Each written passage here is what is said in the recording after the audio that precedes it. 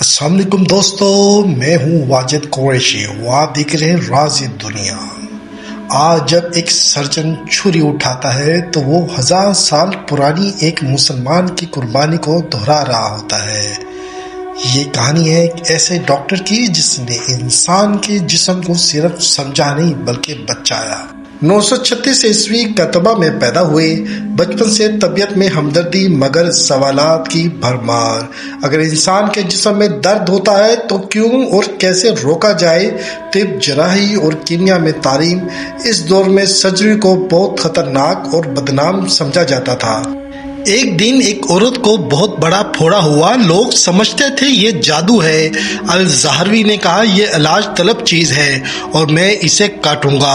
سب حیران، کیا یہ پاگل ہو گیا ہے؟ جسم کاٹنا گناہ ہے۔ مگر الزہروی نے چاقو اٹھایا اور ایک جراثیم سے بھرے پھوڑے کو کاٹا۔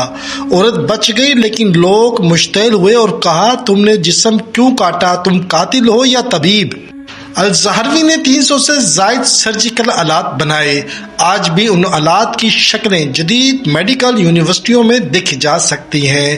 اس نے التصرف کے نام سے ایک انسائکلوپیڈیا لکھی جس میں 30 جلدیں تھیں اور ایک پوری جلد صرف جراحی پر تھی۔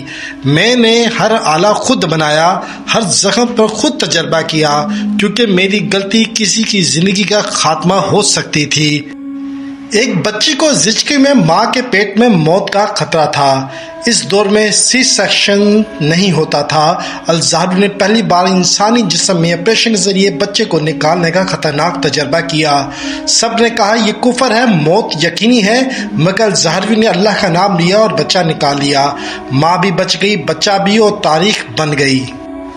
الزہروی کہتا تھا ایک طبیب کا دل تاجر سے نہیں والدین سے ملتا ہے۔ وہ صرف جسم کا علاج نہیں کرتا تھا، مریض کے ذہن کو بھی تسلی دیتا تھا۔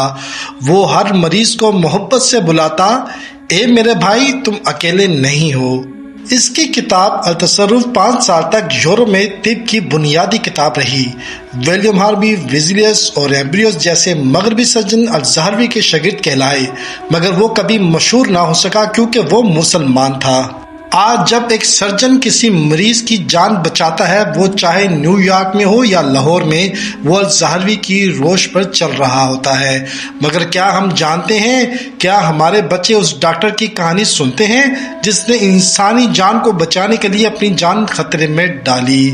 ملتے ہیں نیکسٹ ویڈیو میں، جب تک کے لیے اللہ حافظ۔